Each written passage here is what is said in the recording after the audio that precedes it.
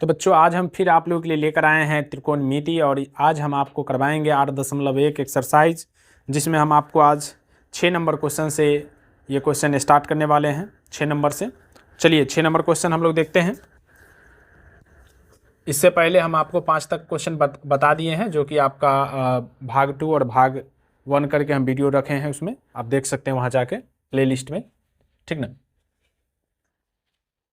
हाँ ठीक। क्वेश्चन है, यदि कोण ए और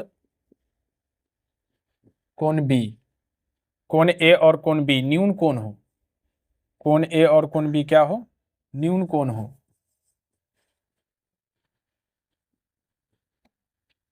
जहां cos A बराबर cos B, जहां cos A बराबर cos B, तो दिखाइए कि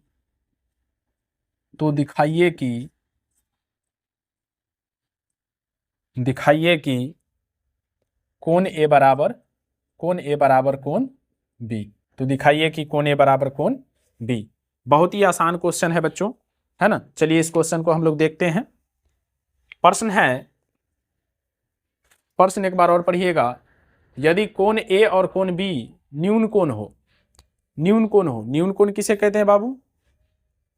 0 डिग्री से बड़ा और 90 डिग्री से छोटा, ये दोनों के बीच बने कोण को ही क्या कहते हैं? न्यून कोण कहते हैं। न्यून कोण की माप 0 डिग्री से बड़ा और 90 डिग्री से क्या होता है? छोटा होता है। बात समझ रहे हैं? तो ए और बी का जो भी माप होगा, यानी इसका जो मान होगा 0 से बड़ा और 90 से छोटा होगा, यानी 0 से 90 के बीच में ही होगा इसका मान, कोण ए और कोण बी का, ठीक है। जहां cos A बराबर cos B, तो दिखाइए कि कोण A बराबर कोण B। तो इसमें हम एक अच्छा से इसका एक मेथड हम आप लोगों को बताते हैं, जो कि बहुत ही उपयोगी भी है आप लोगों के एग्जाम के लिए, क्लास 10th के एग्जाम के लिए। हम कोण त्रिभुज का निर्माण करेंगे, ठीक है। A C B, A B चूंकि न्यून कोण था तो हम ए बी को न्यून कोण लिए हैं, और सी एंगल आपका समकोण है। सी एंगल क्या है? समकोण है। वैसे भी समकोण त्रिभुज में याद रखिएगा मेरे भाई, समकोण त्रिभुज में 2 न्यून कोण होते हैं। कितने न्यून कोण? 2 न्यून कोण, ठीक ना। और ये पूछा भी जाता है, समकोण त्रिभुज की सबसे लंबी भुजा कर्ण होती है। एक समकोण 90 डिग्री के बराबर होता है। पिक्चर से समकोण त्रिभुज ACB में कौन सी कितना है? 90 डिग्री। कौन सी कितना है? 90 डिग्री। जहां cos A बराबर cos B, तो आपको cos A और cos B के लिए मान देख लेना है पहले, ठीक ना। तो cos थीटा बराबर क्या होता है भाई? cos थीटा बराबर होता है आधार बट्टे कर्ण। cos थीटा बराबर क्या होता है? आधार बट्टे कर्ण। यहां पे दिख रहा है ना, cos थीटा, cos A आधार बट्टे कर्ण। तो एंगल A पर बना है, यहां पर एंगल बना है, तो इसके सामने वाली भुजा ये लंब हो गया, ये आपका क्या? आधार है। तो AC कर्ण आपका क्या हुआ? AB, तो AC बाय AB, ठीक है। पुनः इसको मान लेते हैं समीकरण फर्स्ट, पुनः cos B एंगल किस पर बना? B पर। जहां पर एंगल बनता है उसके सामने वाली भुजा लंब, चूंकि एंगल आपका यहां बन रहा है, इसके सामने वाली भुजा ये लंब हो गया, ये आधार, और कर्ण कभी चेंज नहीं होता है। आप पीछे जाके वीडियो देखिए, हम थ्योरी जो करवाए हैं पूरा स्पष्ट आपको इसमें बतलाए हैं। अब देखिए cos थीटा बराबर होता क्या? आधार बट्टे कर्ण, ठीक है। तो यहाँ फिगर के अकॉर्डिंग हम लोग चल रहे हैं, तो फिगर में आधार आपका क्या बन रहा है? BC बन रहा है। बी एंगल के लिए BC आधार है, AC आपका लंब है, और AB आपका कर्ण है। तो आधार बट्टे कर्ण के हिसाब से क्या बनेगा? BC बाय AB, ये आपका हो गया समीकरण सेकेंड। बट लेकिन आपको क्या दिया है? आपको दिया गया है cos A बराबर cos B, ये पहले से दिया हुआ है। cos A बराबर क्या है? cos B, यहां पर क्वेश्चन में लिख सकते हैं, दिया है।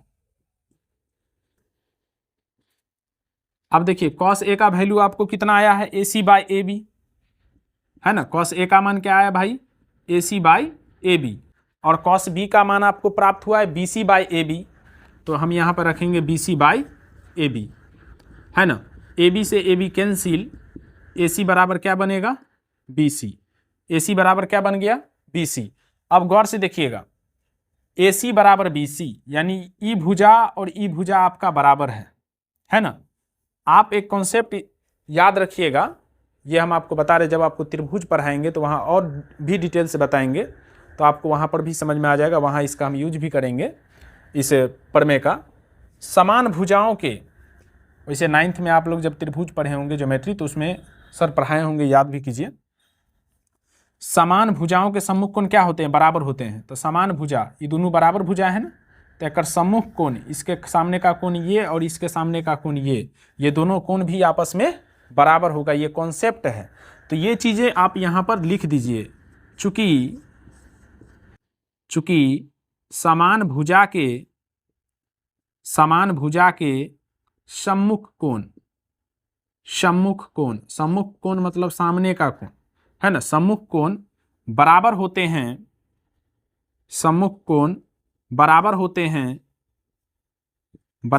हैं,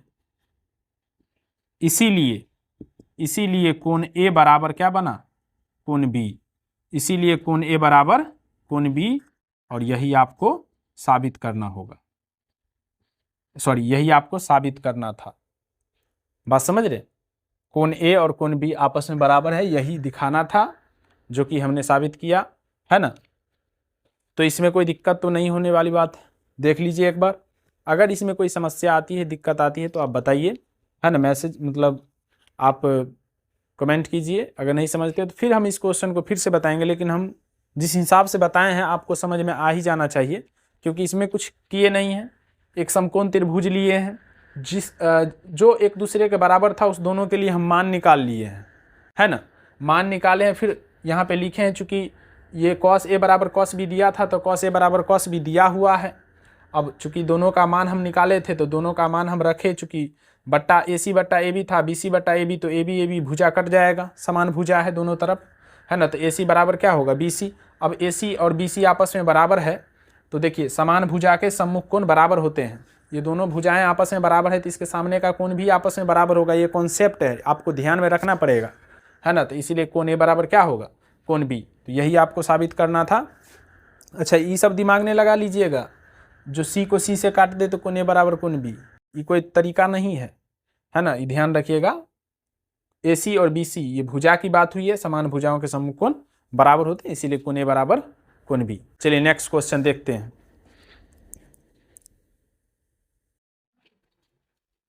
चलिए अगला क्वेश्चन देखते हैं हम लोग। अगला क्वेश्चन बहुत ही आसान है, गौर से देखिएगा, और बहुत ही ये MVVI क्वेश्चन है, कई बार आपको बोर्ड एग्जाम में पूछा गया है बच्चों, इसीलिए आप इसे ध्यान में रखिएगा। MVVI, है ना।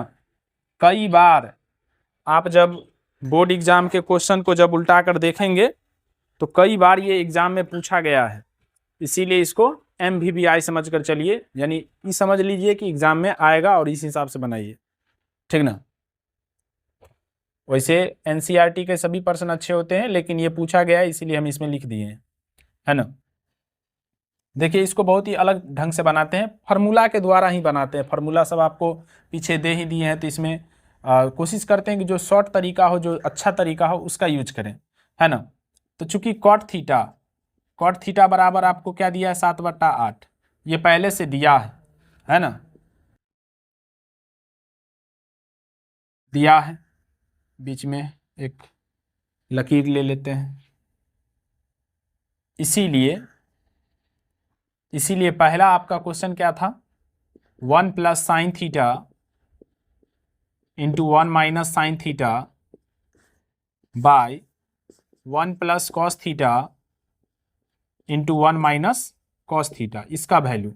तो देखिए 1 + sin θ, a + b × a - b क्या होगा, a² - b² बनेगा ना। अब बट्टा a + b × a - b, ये भी बन जाएगा a² - b², ठीक है। अब देखिए एक का वर्ग क्या होता है, एक का वर्ग 1, ये बन गया sin² θ, यहाँ भी एक का वर्ग 1, ये बन गया cos² θ, ठीक है। अब देखिए 1 - sin² θ क्या बनेगा, कॉस स्क्वायर थीटा, याद कीजिए वर्ग संबंध, 1 minus sine square theta cos square theta, क्योंकि sine square theta plus cos square theta equal to 1 होता है। 1 minus cos square theta equal to sine square theta. अब यहाँ से देखिए कॉस स्क्वायर थीटा बट्टे साइन स्क्वायर थीटा को क्या लिख सकते हैं, कॉस स्क्वायर थीटा बट्टे साइन स्क्वायर थीटा आपको हो जाएगा कॉट स्क्वायर थीटा, इसलिए क्योंकि आपको हम लिखाए थे फॉर्मूला कॉस थीटा बट्टे साइन थीटा क्या होता है, कॉट थीटा होता है। तो यहाँ पर स्क्वायर है तो दोनों के लिए स्क्वायर है, तो इसीलिए कॉट स्क्वायर थीटा हो गया, है ना। अब यहाँ पर देखिए कॉट थीटा का मान पहले से दिया है 7/8, तो हम यहाँ पर 7/8 का यूज कर लिए, मान रख के इसका वर्क कर दिए, 7 7 49 और 8 8 64, यही आपका पहला का आंसर हो गया। सेकेंड क्वेश्चन, सेकेंड आपका क्वेश्चन क्या था, फॉर्मूला है भाई, इसमें कुछ भी नहीं किए हैं। आप जानते हैं, आप वो आधार बट्टे लंब करके कर्ण निकाल कर फिर उसका मान पुट करके तब बनाते होंगे, कोई दिक्कत नहीं है, आप फार्मूला भी यूज कीजिए, क्योंकि आप ये सीखे हैं तो आराम से इसका यूज कर सकते हैं, समय भी बचेगा, है ना। अब देखिए यहाँ से कॉट स्क्वायर थीटा, दूसरा क्वेश्चन मेरा था कॉट स्क्वायर थीटा, इसको कॉट स्क्वायर थीटा है तो कॉट थीटा का मान पहले से पता है ना, 7/8, इसका वर्ग हम कर सकते हैं, 7 का वर्ग 49, 8 8 64, तो यही आपका आंसर रहा इस क्वेश्चन का। आशा करते हैं ये क्वेश्चन आपको समझ में आ गया होगा। चलिए देखते हैं अगला क्वेश्चन।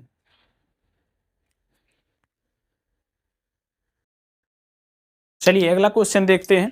अगला क्वेश्चन भी बहुत ही आसान क्वेश्चन है, देखिए गौर से। क्वेश्चन आपका है, यदि 3 cot a बराबर 4 तो जांच कीजिए कि 1 minus tan square theta by 1 plus tan square theta equal to cos square theta minus sine square theta. हम ए को थीटा पढ़ के चले हैं, घबराइएगा नहीं, यहाँ पर आप ऐसे पढ़ सकते हैं 1 minus tan square A by 1 plus tan square A equal to cos square A minus sine square A.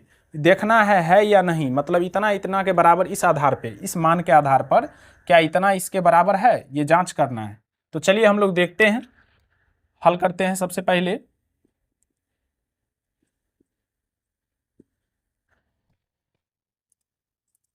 Three cot A बराबर 4, ये पहले दिया है,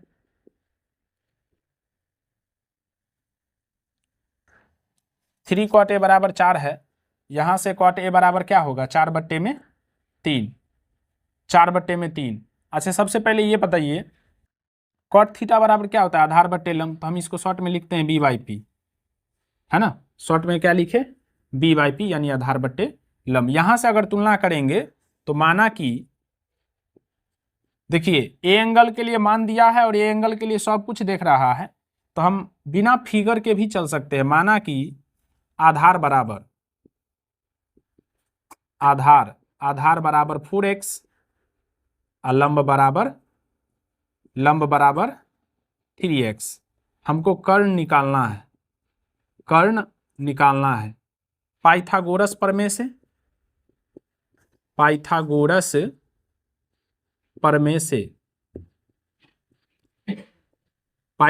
प्रमेय से कर्ण बराबर क्या होता है भाई, पाइथागोरस प्रमेय से कर्ण बराबर, याद कीजिए, कर्ण बराबर फार्मूला होता है रूट अंडर लंब स्क्वायर प्लस आधार स्क्वायर, रूट अंडर लंब स्क्वायर प्लस आधार स्क्वायर, ये फार्मूला होता है आपका। तो यहाँ पर देखिए लंब का मान आपको कितना दिया है, लंब दिया है 3x, तो 3x का वर्ग प्लस आधार दिया है आपको 4x का वर्ग, है ना।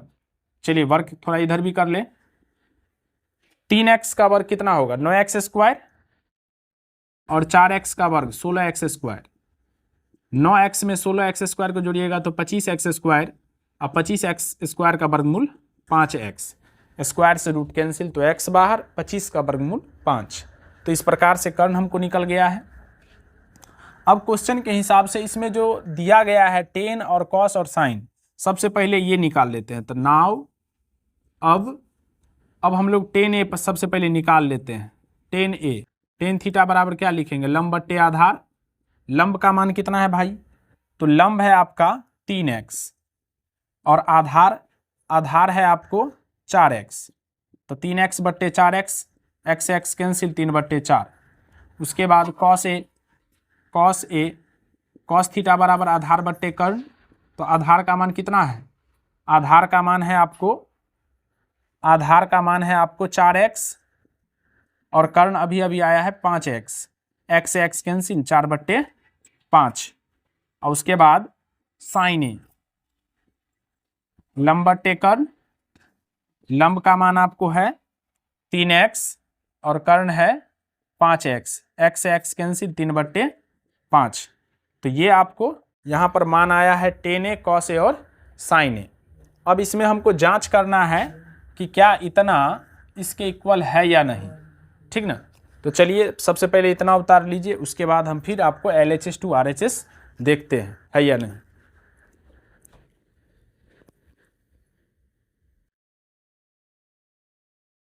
तो चलिए यहां तक हम लोग मान निकाल के रखे थे, अब हम लोग LHS से RHS देखेंगे क्या ये LHS से RHS बराबर है या नहीं। तो देखिए अकॉर्डिंग टू क्वेश्चन LHS आपका टर्म क्या था, LHS था 1 माइनस 10 स्क्वायर ए बट्टा 1 प्लस 10 स्क्वायर ए, है ना। अब देखिए 1 माइनस 10 स्क्वायर ए, तो 10 का वैल्यू कितना है 3/4, इसका वर्ग कर देंगे, और नीचे में 1 प्लस 10 स्क्वायर ए, तो इसका भी 3/4 का वर्ग, है ना। अब देखिए ये आपको हो जाएगा 1 माइनस 3 तिया 9 और 4 चौके 16, ये बन जाएगा आपको 1 प्लस 3 तिया 9 4 चौके 16। यहाँ तक कोई दिक्कत वाली बात नहीं है। चलिए इसमें और देखते हैं, 16 और 1 का लघुत्तम, यहाँ पर देखिएगा तो यहाँ पर कुछ नहीं तो 1 है नीचे में, तो 16 और 1 का लघुत्तम 16 हो गया, 1 से 16 में भाग देंगे तो 16 बार में लगेगा, है ना। तो 16 को 1 से गुना करेंगे तो 16 माइनस 9, यहाँ पर बाबू भिन्न का घटाव हुआ है और ये आप जानते ही होंगे ढंग से, है ना। चलिए दूसरा पेन चेंज कर लें, यहाँ भी 16 और 1 का लघुत्तम 16, यहाँ पर कुछ नहीं तो 1 है, फिर ये बन जाएगा 16 प्लस 9। अब यहाँ पर देखिएगा 16 में से 9 गया 7, 7/16 और ये बन गया 16 9 25, 25/16। अब इस टर्म से इसमें क्या दे रहे हैं, भाग दे रहे हैं, तो इसको गुना में चेंज करेंगे, 7/16, 16 ऊपर और 25 नीचे, 16 से 16 कैंसिल हो गया, 7/25। ये आपको कितना बन गया 7/25। ये आपको LHS से मान आया है, कथी से मान आया है, LHS से। अब हम लोग देखेंगे इसका RHS से मान। चलिए अब RHS से भी मान देखते हैं, नोट कर लीजिए इसे। चलिए RHS से भी देखते हैं, क्या RHS से भी यही मान आता है। अगर यही मान प्राप्त होता होगा तब LHS RHS के बराबर है। तो चलिए RHS से देखते हैं, RHS पुनः RHS क्या है आपका, cos square A minus sine square ए। तो कॉस का वैल्यू कितना है, कॉस ए का 4/5 इसका वर्ग कर दिए, है ना, और साइन ए का वैल्यू 3/5 इसका वर्ग कर दिए। बहुत ही आसान है ना। 4 का वर्ग 16, 5 का वर्ग 25, 3 का वर्ग 9, 5 का वर्ग 25। अब देखिए 25 का लघुत्तम 25, है ना, 16 माइनस 9, 16 में से 9 गया 7, 7/25। ई आपको प्राप्त हुआ है RHS से, RHS आपको आया है 7/25। LHS भी आपका 7/25 ही था। आप देखिएगा पीछे LHS आया था 7/25, RHS भी आ रहा है 7/25। तो हम लिख देंगे अतः LHS बराबर RHS, LHS बराबर RHS है या नहीं पूछ रहा था ना, तो है। कोई दिक्कत है इसमें, कितना आसान था क्वेश्चन बताइए। चलिए अगला क्वेश्चन देखते हैं।